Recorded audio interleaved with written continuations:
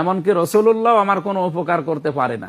আসসালামু আলাইকুম ওরহমতুল্লাহি ওবরাকাতুহু। সম্মানিত দর্শক শ্রোতা, সোশ্যাল মিডিয়ার মাধ্যমে দেখতে পেলাম আমির হামজা নামের এক বক্তা নবীজি সাল্লাল্লাহু আলাইহি ওয়াসাল্লাম সম্পর্কে তিনি একটি কুরুচিপূর্ণ বক্তব্য দিয়েছেন, যেটি কোরআন এবং হাদিসের সাথে সম্পূর্ণভাবেই সাংঘর্ষিক। তিনি বলেছেন নবীজি সাল্লাল্লাহু আলাইহি ওয়াসাল্লাম তিনি আমাদের কোনো উপকার করতে পারবেন না, তিনি আমাদের কোনো উপকারে আসবেন না।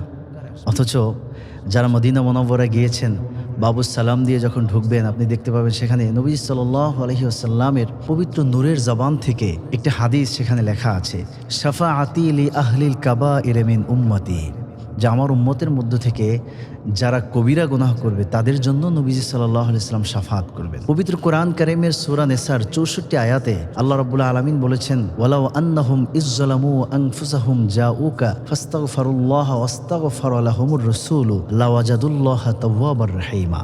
যদি তোমরা নিজেরা জুলুম করে, অত্যাচার করে নিজেদেরকে পাপী গুনাহগার বানিয়ে ফেলো, তোমরা যদি নবীজি সাল্লাল্লাহু আলাইহি সাল্লামের দরবারে যাও এবং নবীজির দরবারে গিয়া তোমরা যদি ক্ষমা চাও, আর নবীজি যদি তোমাদের জন্য ক্ষমা চান আল্লাহর কাছে, তাহলে তোমাদেরকে আল্লাহ রাব্বুল আলামিন মাফ করে দেবেন। তোমরা আল্লাহকে তাওয়াবুর রহিম, রহমান রহিম, দয়ালু হিসাবে পেয়ে যাবে। সুবহানাল্লাহ। নবীজি সাল্লাল্লাহু আলাইহি সাল্লাম তিনি রওজা শরীফে জিন্দাস হয়ে আছেন। আল্লাহ তাআলার কোরআন কারীমের এই আয়াত আজ থেকে ১৫০০ বছর আগে নাজিল হয়েছে।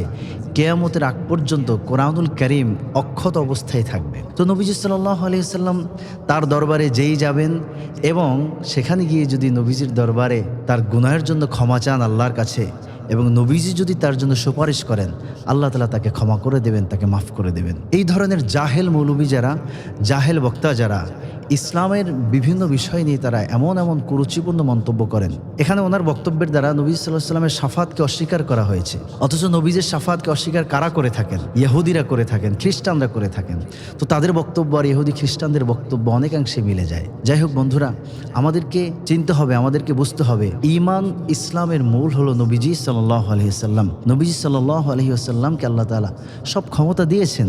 নবী সাল্লাল্লাহু আলাইহি ওয়াসাল্লামকে শাফাতের অধিকার দিয়েছেন। কিয়ামতের ময়দানে উম্মতদেরকে বেছে বেছে, নবীজির আদর্শের অনুসারীদেরকে, নবীজিকে মহব্বতকারী বান্দাদেরকে বেছে বেছে শাফাত করবেন ইনশাআল্লাহ। আল্লাহ তাআলা আমাদেরকে বোঝার তৌফিক দান করুন। আসসালামু আলাইকুম ওয়া রাহমাতুল্লাহি ওয়া বারাকাতুহু।